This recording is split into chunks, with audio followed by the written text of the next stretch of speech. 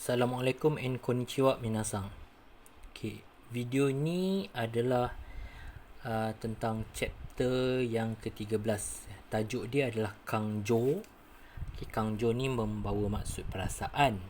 Tapi mari kita tengok apa sebenarnya yang nak diajar dalam chapter yang ke-13 ni. Okay, so sebelum tu seperti biasa, macam selalu saya pesan, jangan lupa tentang asas ayat bahasa Jepun, ayat Nihongo. Mesti nani nani wa nani nani des. Ini ayat penyata. Satu lagi nani nani wa nani nani o nani nani mas. Okay, ini adalah ayat yang menggunakan kata kerja. Whatever yang datang sebelum wa adalah subject of the sentence. So dua ni kalau sekiranya awak ingat, insya-Allah awak akan mahir Nihongo. Tolong jangan lupa. Okay, so kita tengok chapter 13 ni sebenarnya tentang apa. Dia kata tadi Kangjo, perasaan. Sebelum ni 451 kita dah pernah belajar tentang keiyoshi ataupun adjektif dalam bahasa Inggeris ni. Dalam bahasa Malaysia ni dia panggil kata sifat. Sebab tu chapter ni dinamakan Kangjo. Okay, masa 451 kita belajar tentang penyataan kata sifat tu ataupun keiyoshi tu. Contohnya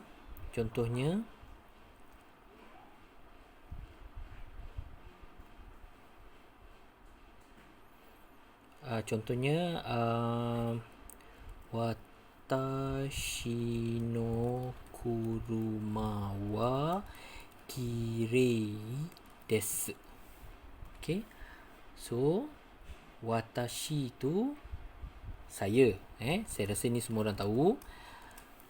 Okay, kemudian no ni sebenarnya dia tak ada maksud, tapi ada kalanya kita boleh translatekan dia sebagai punya. Kemudian kuruma adalah kereta. Okay, kiri adalah cantik. Okay, so ini 451 punya pelajaran. Saya ulang balik sebab saya nak tunjukkan kaitan dia dengan chapter 13 yang kita nak belajar. Jadi watashi no kuruma wa kirei desu. Kalau kita translatekan dia, bila kita translatekan dia, macam saya cakap lah, kita translatekan Nihongo dengan bahasa Malaysia, dia mesti terbalik. Jadi, tapi whatever yang datang sebelum wa, kita mesti translate dulu. Jadi dalam kes ni watashi no kuruma wa. Jadi kita translate daripada sini, kereta saya. No tu kita tak translatekan. Sebab saya cakap tadi, no sebenarnya dia tidak mempunyai maksud. Cuma kadang-kadang dia boleh membawa maksud punya. Kenapa? Sebab kalau kita translate daripada depan, saya punya kereta. Okay. Tapi saya tak galakkan awak translate macam tu. Sebab macam selalu saya cakap, Nihongo ni dengan Marego 95% dia terbalik. Jadi biasakan diri untuk translate daripada belakang. Tapi whatever yang datang sebelum wa, kita mesti translate dulu. So dalam kes ni, kereta saya. Kereta saya. Kemudian baru kita tengok ayat selepas wa. Jadi dalam contoh ni, kirei desu saja. Jadi kita translatekan dia, kereta saya cantik. Dapat kereta saya cantik. So dalam bahasa Malaysia kita tulis dia sebagai kereta saya cantik. Okay, ini ayat penyata kan? Sebab kita menyatakan kereta kita cantik. Ini kita pernah belajar dalam chapter 10 kalau tak silap saya, 451. Kemudian masa 451 juga, di chapter yang ke-11 kita belajar macam mana menggabungkan dua keiyoshi pula. Dua kata sifat. Contohnya saya gunakan contoh yang sama. Watashi no, sekejap kita hitamkan dia punya huruf supaya kita tahu membezakan antara Nihongo dengan Marego. Hitam Nihongo, hitam tu untuk Nihongo, biru untuk Marego. Okay, watashi no kuruma wa kirei benri desu. Okay, dalam kes ni benri adalah berguna maksud dia. Okay, tapi dekat sini ada sedikit tak betul lah. Saya tunjukkan dulu yang tak betulnya. Sebab bila kita menggabungkan dua Kyoshi, kita tak boleh gabungkan macam tu je. Sonomama. Orang Jepun cakap. Watashi no kuruma wa kirei benri desu. Tak boleh. Sebab bahasa Malaysia ni bila kita translatekan, kereta saya berguna dan cantik. Okay. Jadi untuk menggabungkan dua Kyoshi, kalau masih ingat lagi, kita pernah belajar masa 451 chapter 11, sebenarnya yang betulnya adalah watashi no kuruma wa kirei de benri desu. Okay, kenapa dia jadi kirei de? Sebab kirei ni adalah na keiyoshi. Na keiyoshi bila kita gabungkan dengan satu lagi keiyoshi, dia akan jadi kirei de benri desu. Okay, sebab dalam keiyoshi dia ada dua. Okay, keiyoshi ni dia ada dua. Na keiyoshi dengan i keiyoshi. Jadi kalau na keiyoshi,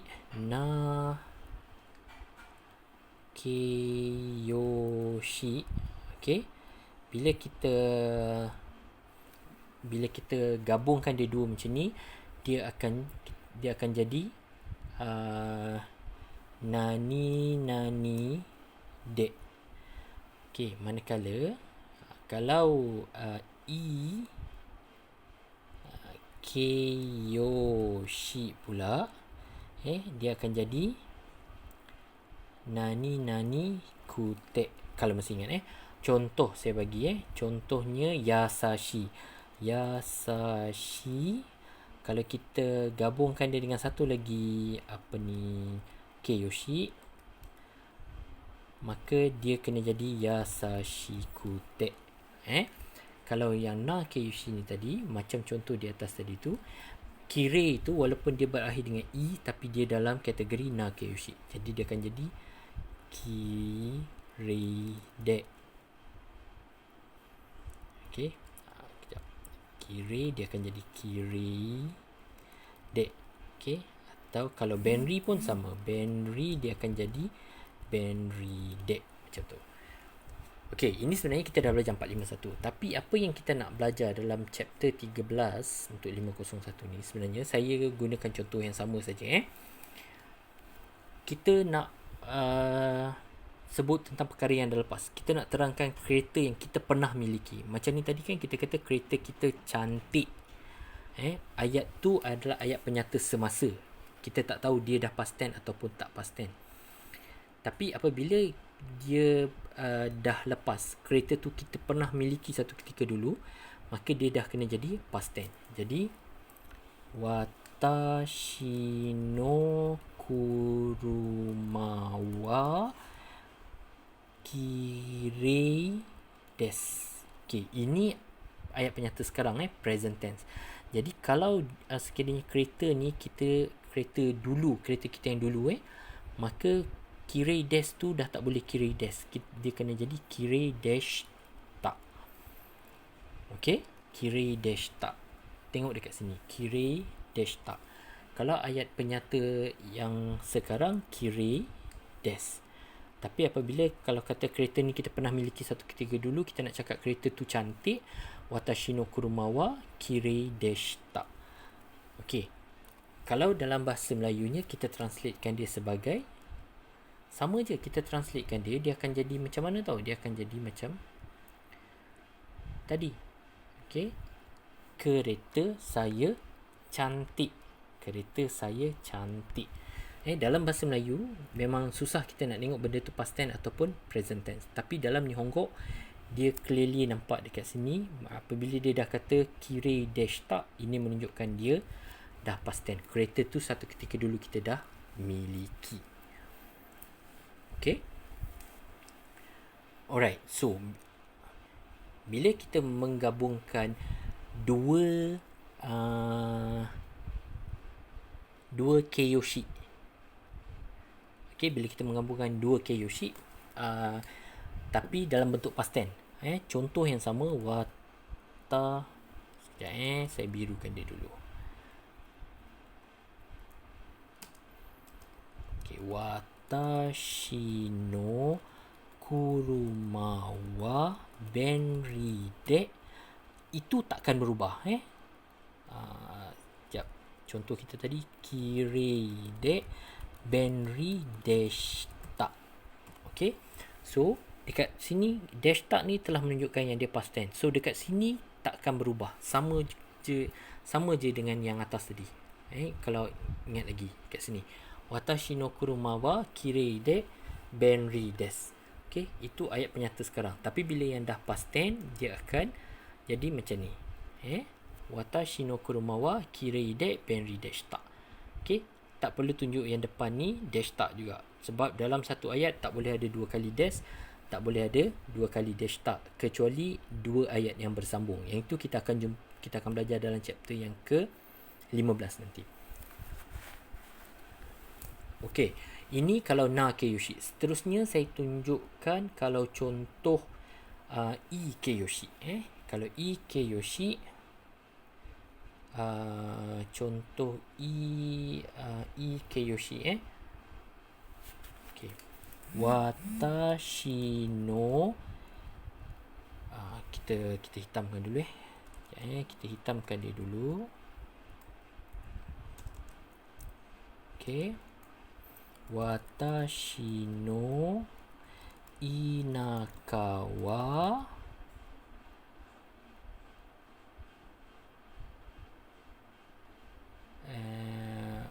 watashi no inaka wa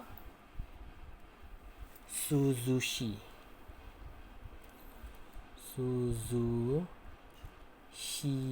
desu. Okay. So, inaka adalah kampung. Okay, suzushi adalah dingin. Okay, ni keiyoshi. Okay, dingin.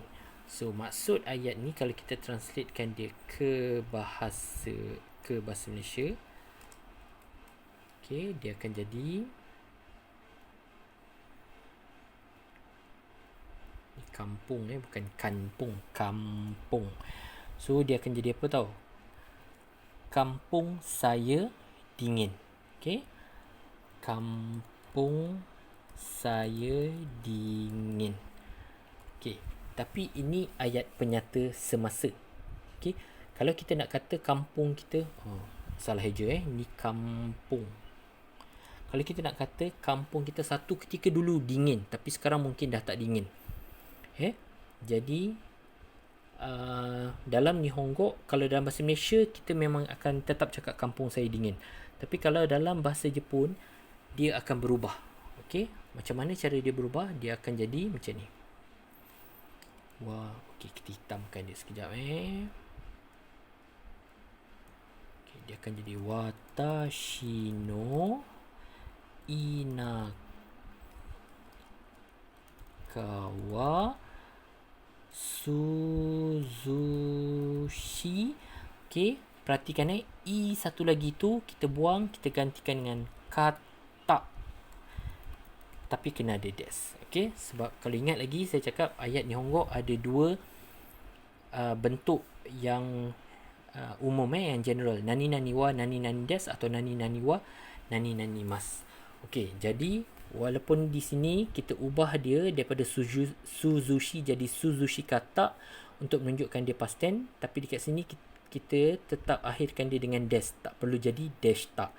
Sebab dalam satu ayat tak boleh 2 kali past tense. Kita tunjukkan past tense dalam bentuk keiyoshi i keiyoshi secara menukarkan keiyoshi itu daripada suzushi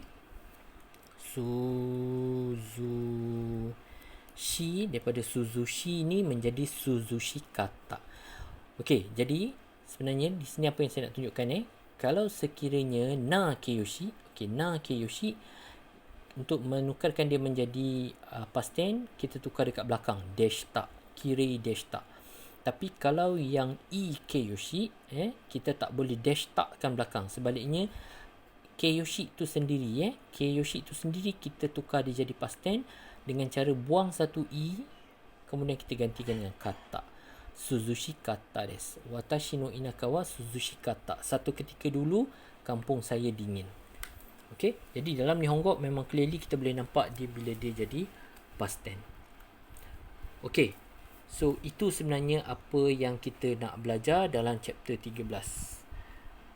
Okay, seterusnya saya tunjukkan, kita tengok contoh yang diberikan dalam buku teks kita, muka surat 13. Tengok muka surat 13 Okey, muka surat 13. Boleh tengok nombor 1. Ini apa yang dia nak ajar kita dalam chapter 13. Okey, Kesa no testo wa yasashikatta desu. Okey, ini clearly memang dia cakap ujian pagi ini. Berarti dah berlaku Jadi ujian pagi ini yasashikatta desu, senang. Senang. Ujian pagi ini senang. Kenapa sini perlu jadi past tense? Sebab pagi ini, perkara yang dah berlalu, dan ini adalah ikeyoshi. Ikeyoshi, sebab tu kita tukar past tense dia dekat sini. Kita buang satu i, kita jadikan dia kata yasashikatta desu. Okey, nombor 2. Kono aida no party wa nigiyaka deshita. Okey. Parti ataupun pesta pesta baru-baru ini. Kono aida maksud dia baru-baru ini. Ini adalah satu perkataan kono aida, baru-baru ini. Parti baru-baru ini ataupun pesta baru-baru ini berarti dah lepas Jadi keyoshi dia pun mesti kita tunjukkan dalam bentuk past tense. Okey, tapi disebabkan nigiyaka ni adalah na keyoshi, berbeza dengan i keyoshi tadi, kita tunjukkan past tense dia pada des. Jadi dia akan jadi deshita. Nigiyaka deshita. Pesta baru-baru ini meriah. Okey, tapi kita tunjukkan dia past tense sebab dia baru-baru ini. Boleh dapat Ini i keyoshi, ini contoh i keyoshi, ini contoh na keyoshi. Okey, i keyoshi, buang satu i, tambah kata des, biarkan macam tu juga. Tapi kalau yang na keyoshi, kita tunjukkan past tense dia dengan cara mengubah des menjadi deshita. Di keyoshi itu takkan ada berubah apa-apa. Sama dengan contoh yang saya tunjukkan tadi. Dalam contoh saya yang ni. Okey, so boleh tengok balik nanti. Alright. Seterusnya nombor 3. Gojira no eiga wa omoshiroi eiga deshita. Okey. Bila kita nampak deshita ni, kita tahu yang ni adalah perkara yang dah lepas, perkara yang dah berlaku. So berarti masa dia mengucap ataupun masa dia menuturkan ayat ni, dia dah tengok cerita Godzilla tu. Gojira ni Godzilla. Dia dah tengok cerita Godzilla tu dan dia nak cakap cerita Godzilla tu menyeronokkan. Jadi kat sini kita tengok dia guna Gojira no eiga wa, eiga ni wayang wayang Godzilla adalah wayang yang menyeronokkan. Tapi omoshiro ini kita tak tukar dia jadi past tense sebab dekat belakang ni kita guna noun eiga. Okey. Tapi kalau andai kata kita tak gunakan eiga ni, dia akan jadi Gojira no eiga wa omoshiro katta desu. Boleh faham beza dia? Okay, saya tunjuk sekejap dekat ni, kat words. Okey, apa yang saya terangkan tu dia macam ni.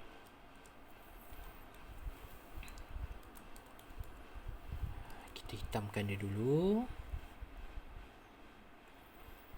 Okey, Gojira no eiga wa omoshiroi eiga deshita. Okey, ini sebab kita menerangkan pasal wayang tu. Wayang no eiga, salah eja eiga. Okey, wayang Godzilla adalah wayang yang menyeronokkan. Jadi sebab benda ni dah berlaku, maka kita kena tunjukkan dia past tense dengan cara dash tak dekat sini. Kita tak boleh tukar i keyoshi ni menjadi omoshiro kata sebab dekat sini ada noun. Tapi kalau sekiranya kita tak gunakan noun tu, dia akan jadi macam ni. Bila kita tak gunakan noun tu, kita nak kata Gojira no eiga wa omoshiro kata desu. Okey? wayang Godzilla menarik. Tapi dia past tense sebab dia dah tengok cerita tu, dia dah tengok wayang tu. Okey, tapi ini dia tak guna balik noun dekat sini, maka omoshiro ini sebab dia i keiushi, kita kena tukar dia jadi past tense dengan cara buang satu i ganti kata. Tapi belakang ni mesti des. Tak boleh dua kali past tense tak boleh dash tak dekat belakang. Tapi kat sini kenapa dash tak? Sebab di tengah-tengah tu dah ada noun. Jadi keiushi ni kita tak boleh tukar dia menjadi past tense. Okey, saya harap awak semua faham dengan penerangan saya ni.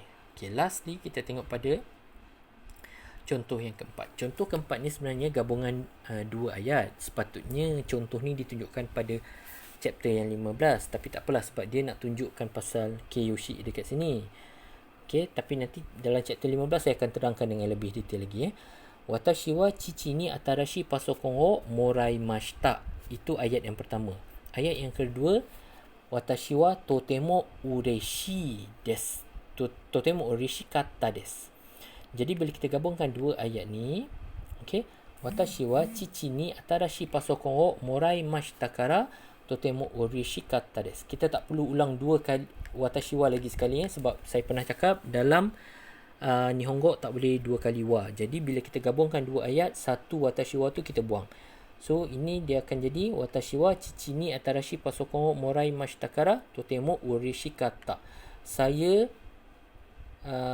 gembira sangat kerana apabila belakang moraimashita ada kara ataupun des ada kara, belakang dia ada kara, dia jadi maksud kerana. Okey, jadi saya gembira sangat kerana saya telah menerima komputer baru dari ayah saya. Okey, faham Saya ulang balik. Saya gembira sangat kerana saya, okey, dalam bahasa Malaysia kita akan ulang dua kali saya, tapi dalam Nihongo tak ada. Okey, saya gembira sangat kerana saya telah menerima komputer baru dari ayah saya. Okey, jadi saya harap semua dah faham dengan penerangan saya ni, dan kita jumpa dalam video bahagian yang kedua nanti. Saya akan explain dengan lebih lanjut tentang chapter 13. Jumpa di video akan datang.